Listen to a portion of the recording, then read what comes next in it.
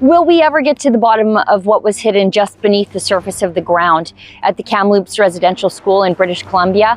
I'm Sheila Gunn Reid, and you're watching The Gun Show. This free episode of The Gun Show is brought to you by... Episodes here for Rebel News. You know, our company is growing quickly, and we'd actually like for your company to grow too. That's why this ad space that I'm speaking through right now is actually available for you to purchase. So instead of people listening to me, they could actually be learning about your company, learning about your business. If this interests you, if this is an opportunity you'd like to capitalize on, send us an email at ads@rebelnews.com.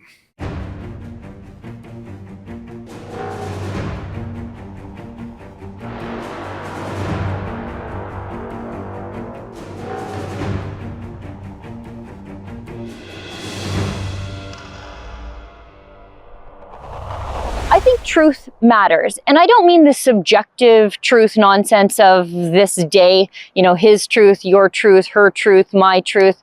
What I mean are the immutable facts. Those things matter.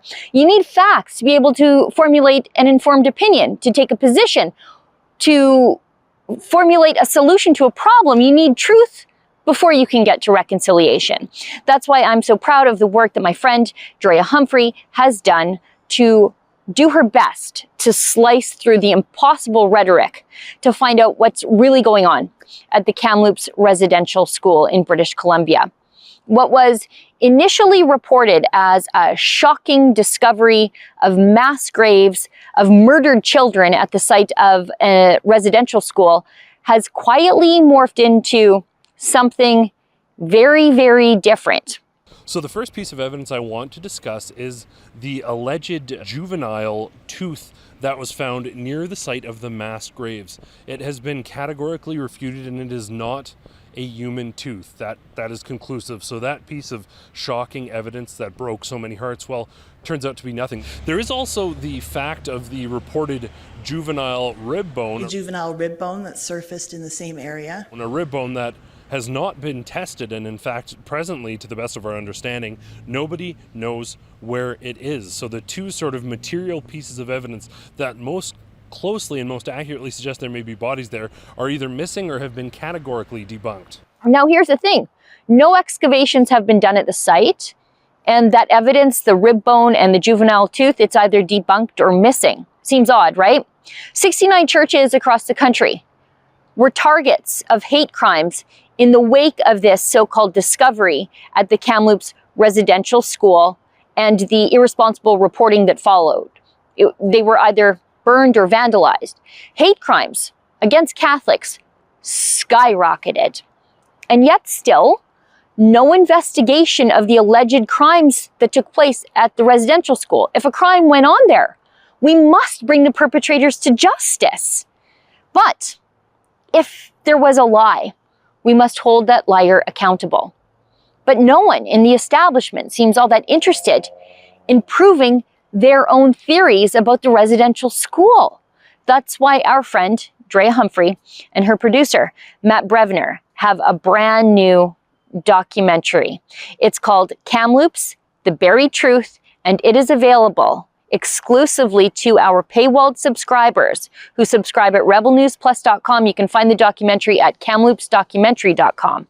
So joining me now in an interview we recorded yesterday evening is my friend Drea Humphrey to discuss her documentary, why I think she's perfectly suited to do it, and her motivation to make it. Take a listen. This free episode of The Gun Show is brought to you by...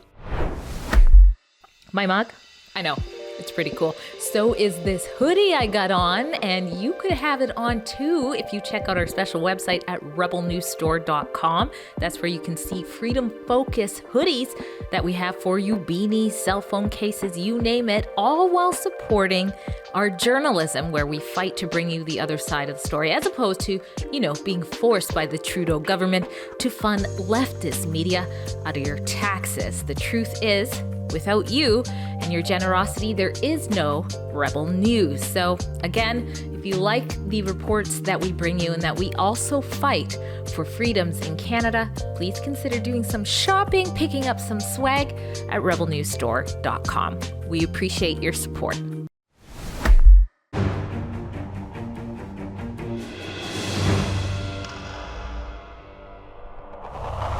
So joining me now is my friend and colleague, Dre Humphrey, to talk about her new project to shine some light on the buried truth of what happened in Kamloops. Look at that. Look at me hinting towards what everything's called. Drea, thanks for being on the show. I know that we're filming this in the evening. You're out of your house. You're out and about, but I thank you so much for taking the time to do this.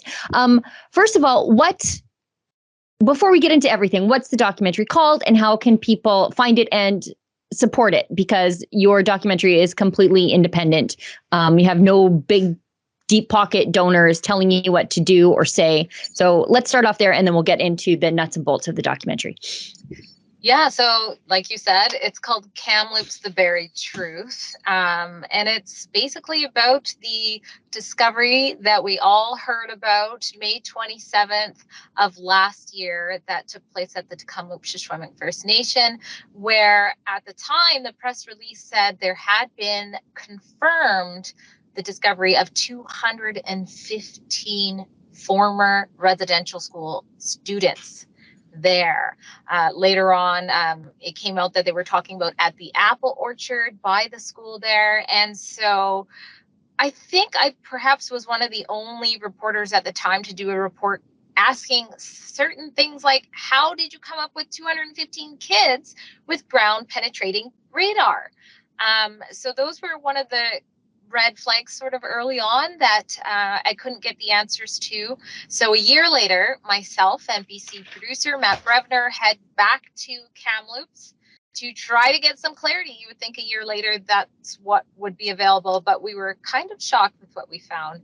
And I don't think it's too much a spoiler. I think it's still worth watching, but some of you may already know that not a single body has in fact been discovered at that supposed unmarked gravesite in Kamloops.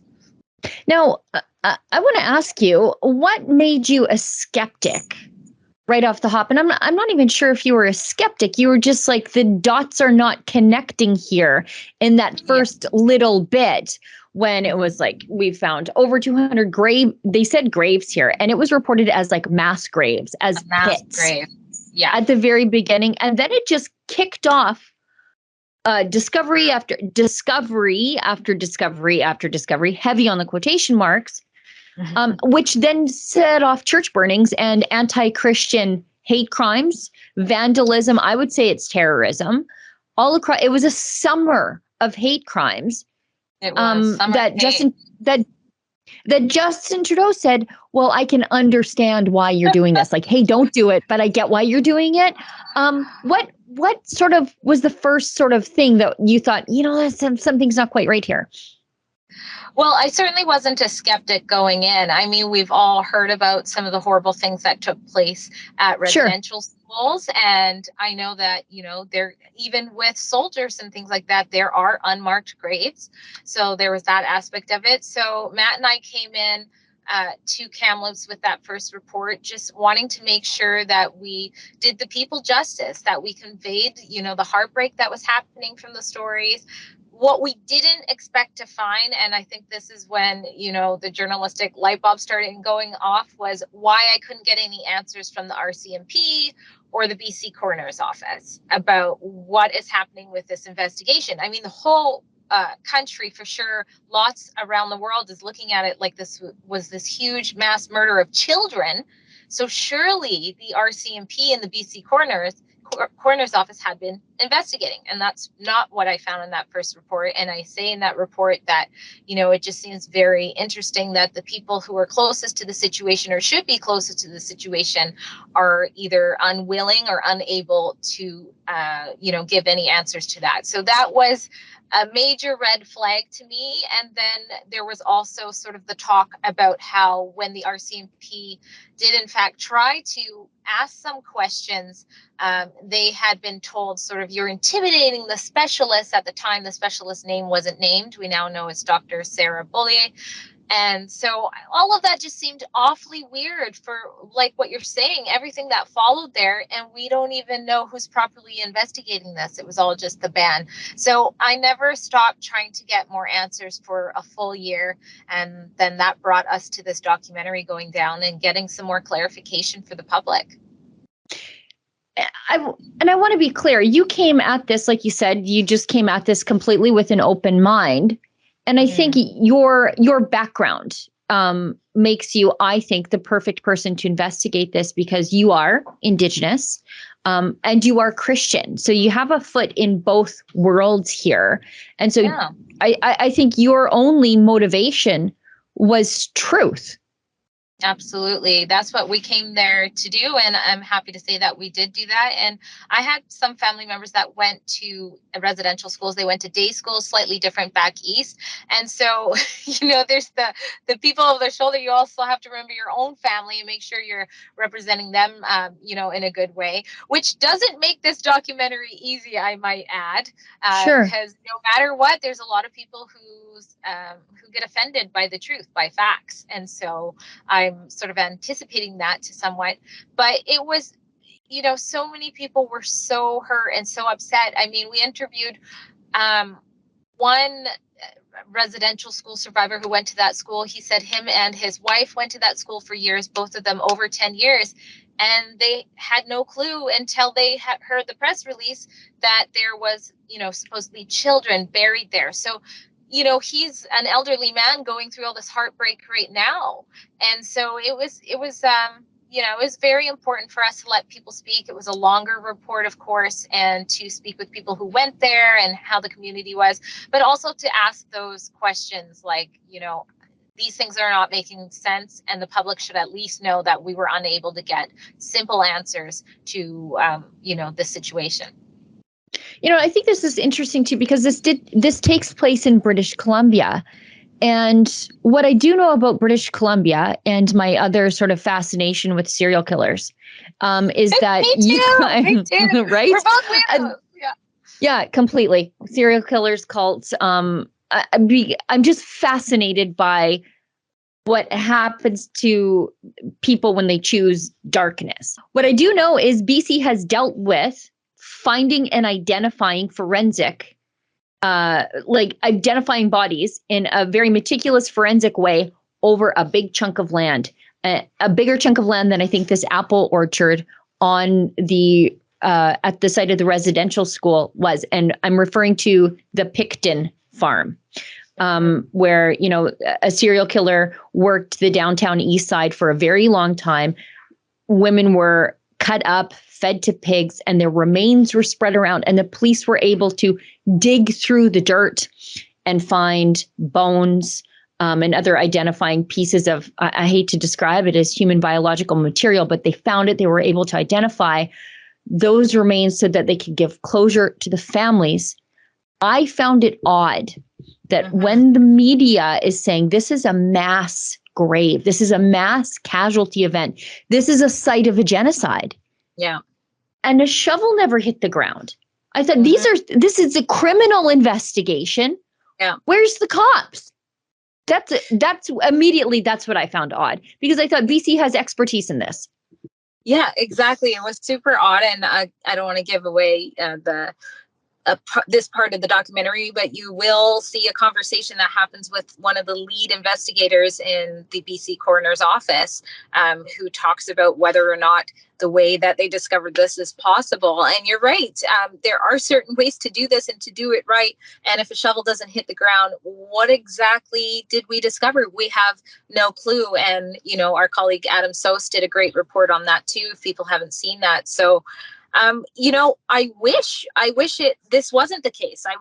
Well, that's not true. I mean, obviously we don't want children buried under the ground, but, I wish I didn't have to be doing a report or a documentary on something so important to so many people across Canada.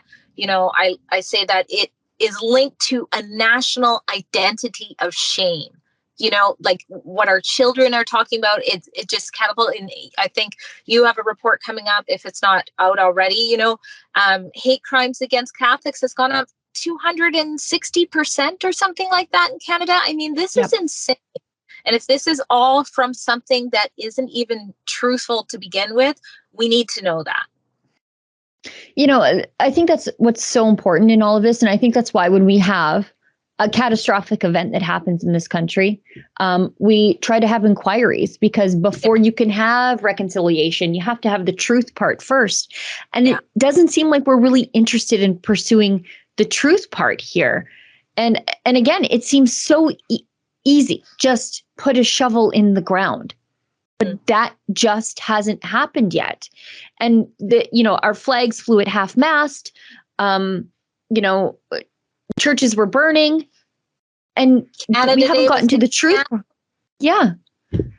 In BC. Yeah. And we still haven't gotten the truth, but we're getting closer to that.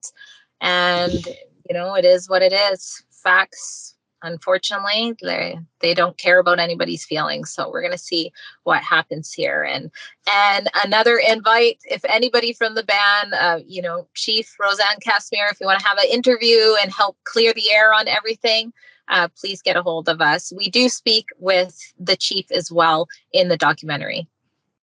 Now, has anybody ever told you why they haven't started any sort of forensic examination here? Don't you this is the part that I can't understand. I would think that the families deserve answers. It seems to be as though it's not clearly explained, but it's sort of tied into sort of, the way to be respectful in the situation, right? However, repatriation is very important in Indigenous communities, and that's making sure your ancestors' remains are where they belong. And that's something that you would think would be very important when we talk about residential students who were taken from across Canada to go to a school. You would think that would be sort of the primary focus of this whole situation, and yet another reason to put the shovel into the ground. And you talk about needing truth before reconciliation. Absolutely. That's why it's truth and reconciliation. The government is working on the reconciliation part. I think they promised $320 million towards these grave sites. So we need to make sure, especially when that amount of money is coming out, that there are facts aligned with the claim as well. I mean, that's just simple common sense. Yeah. And, I'm concerned that the money is doled out, but it's not attached to the gravesite. It's, you found a gravesite. Here's a bunch of money. And it's not for investigation. It's not for the truth part of reconciliation. Were you able to, or at least attempt to, speak to the investigator who did the ground penetrating radar? Were you able to try to query her? Absolutely. I tried more than once, many times. I believe Adam Sos has tried as well. And neither of us have heard a single peep. And this is the same specialist who, when the RCMP was trying to ask her questions as well, Murray Sinclair, who was formerly, I forget his role with the Truth and Reconciliation, but he claimed that she felt intimidated, and he advised her to get a lawyer to deal any further with the RCMP. So I don't think she's very fond of answering any kind of questions from people who want to really understand or investigate what's going on. This is the part, there's so much of this that I just can't understand. Imagine in any other situation saying, I found dead bodies. They're right here. And the cops, and I think a crime is associated with it. And the cops are like, okay, great. We want to talk to you. And she says no. How does she get away with this? I don't know. They keep saying, we're leaving the investigation up to the band. Well, the band government is politicians. That's like saying we're leaving the investigation up to Trudeau. Like, you know what I mean? Like it's what's going on here? Yeah, I think that's the craziest part. If there are indeed dead children, murdered children here, I want a police investigation. I want people held to account. I want these children treated in the same way as any other missing or murdered child anywhere in the country. I just don't know why the people who found the graves don't feel the same way. Oh. Well, I imagine there are some who do. I know her chief, Roseanne, she's a former chief now, but she had spoken out and said, we need to get into the ground. We need to find out what happened, how many kids, maybe there's more, maybe there's 500 kids. We need to know what happened. But it doesn't seem to be it doesn't seem to matter what other people think because everything is being left up to the band. Now, Adam Sos, as you alluded to, did a great report, and he, in communication with another investigator who's been looking into this, that investigator, Nina Green, I believe it is, she pulled the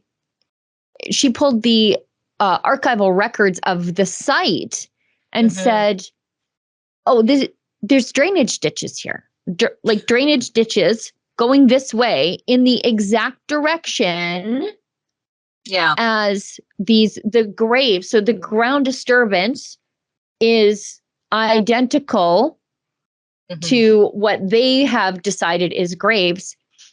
Okay, great. Can we dig up the ground and can we find A, ditch, or B, a child that needs a proper burial with their people? Absolutely. That was such a huge story. If you guys haven't seen it yet, make sure you watch it yet. And when Matt and I went out to do the documentary, that was around the 1 year anniversary time. So it was around June that we went. So Adam and this researcher worked together for this, what you just described there. And it was good for me to hear, well, what could the other option be? Because I'm not saying that this investigator is just pulling something out of thin air. She described it as, after when she changed her story a bit, she described it as, anomalies consistent with Christian burials. And you're right. Well, guess what else is consistent with the shape of Christian burials? It's also potentially garbage plots.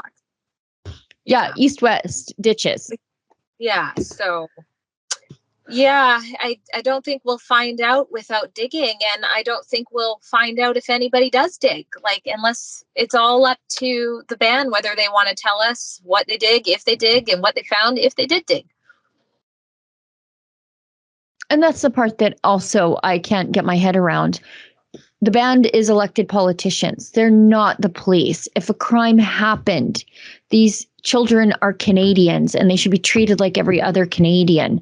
And if their deaths were criminal, if their deaths even happened at the school, they're owed the truth. Their families are owed the truth. There's another thing. Sorry. Before I know that you probably have something to say there, but there were two things that were initially the ground penetrating radar investigator who said that these were graves. She said there was a juvenile rib bone and a tooth found on site. That's one of our nuggets in the documentary, and Adam and this researcher pointed out too. And there has been a couple of news outlets that have kind of said, what's going on here since then? But I have not heard anybody talk about the rib bone. We talk about it in the documentary as well.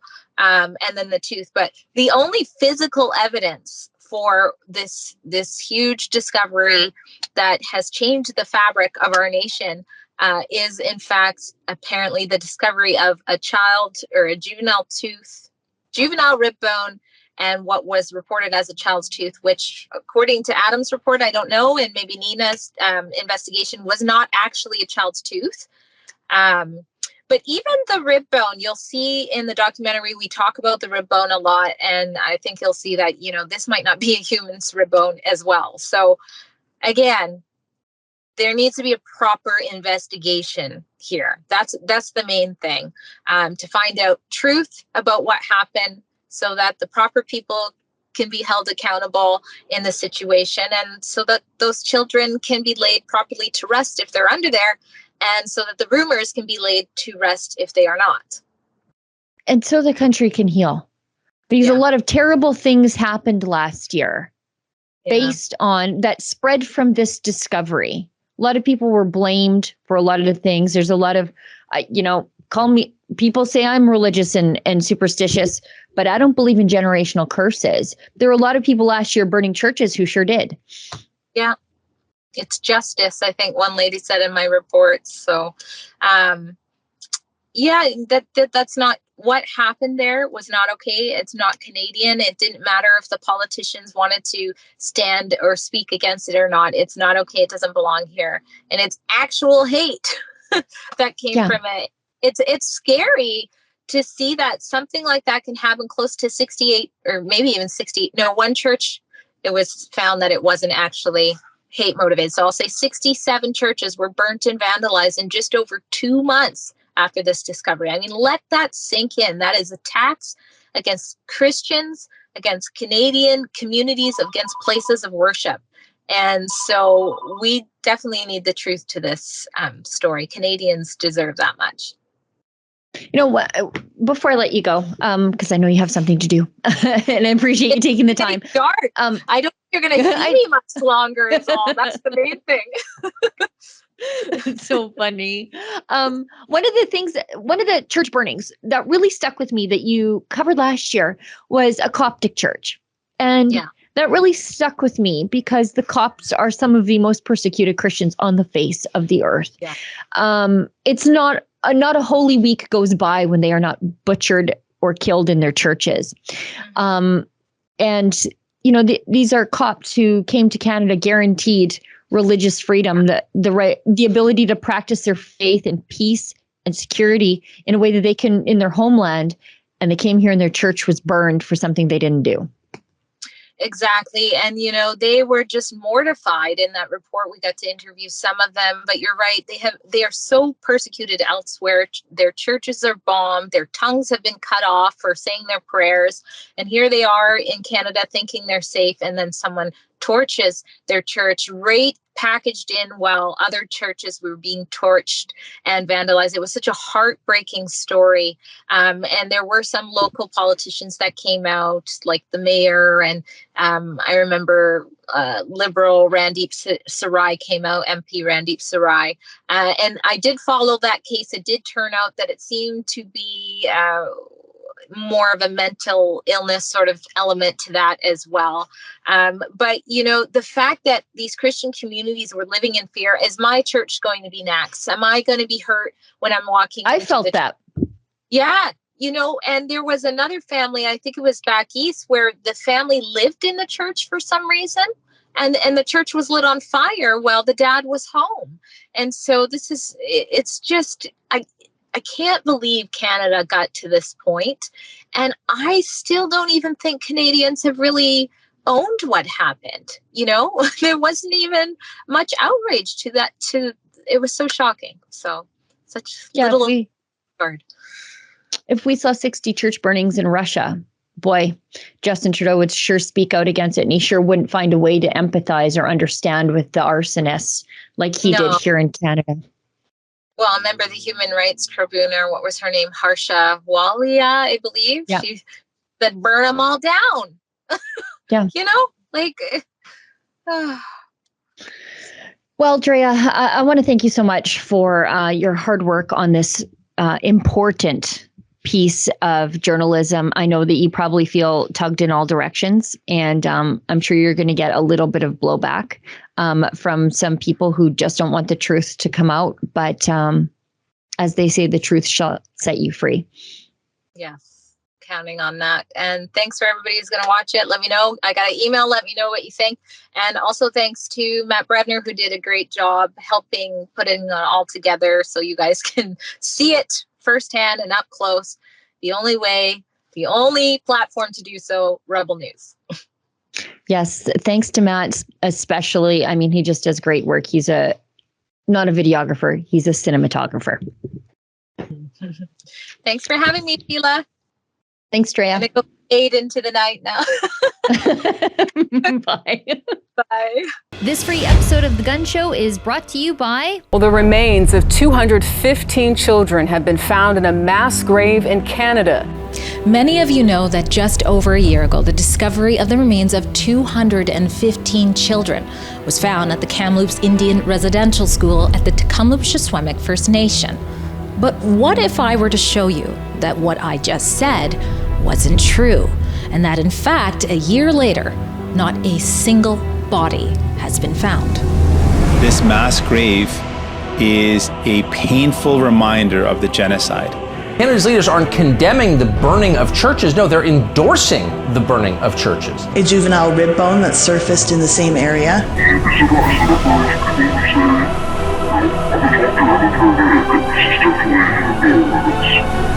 Looks like the chief.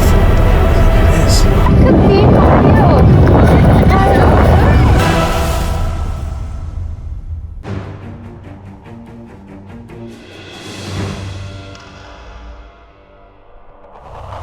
To get more information about when in-person screenings of Kamloops, The Buried Truth are taking place, make sure you keep checking back at that special website, kamloopsdocumentary.com. Now, this is the portion of the show where we normally take our viewer feedback. You see, unlike the mainstream media, we here at Rebel News actually do want to hear from you. We care about what you think about the work that we're doing. That's why I invite you. I ask you, send me an email to sheila@rebelnews.com. But do me a favor, put gun show letters in the subject line so I can easily find it. I get a million emails a day. Today's comment comes from someone called Soldier of Light, and I'm pretty sure that's not your real name, who says, why is the government of Canada continually investing in isolation camps? And then they send me a link to a government press release that I've actually previously reported on. So you can find that on rebelnews.com. But I think we all know why the government is continuing to invest in isolation camps, which are really COVID jails. And that's because the COVID scare and the ArriveCan spy app, well, those two things are absolutely never going away. Those two tools are the things by which the government controls every aspect of your life. One is an excuse for constant government spending, extra rules, and a crackdown on political dissidents protesting. And the other one, that spy app, that's how they can identify those people who might be some of those pesky political dissidents. You know, the isolation camps, the COVID jails, they're kind of just the backstory. Well, everybody, that's the show for tonight. Thank you so much for tuning in. I should tell you why I'm standing here in the bushes. But before I do that, I'll see everybody back in the studio next week. But just so you know, I'm out reporting in Red Deer today. I'm covering the trial of Chris Scott. He's the dissident diner owner from Mirror, Alberta, who faces enormous fines. And he was even incarcerated for protesting after his property was seized because he reopened his restaurant in defiance of the lockdowns. Now, if you haven't seen our coverage, please go to our website, rebelnews.com, and you can see all of my live tweets from inside the courtroom there. And remember, you guys, don't let the government tell you that you've had too much to think.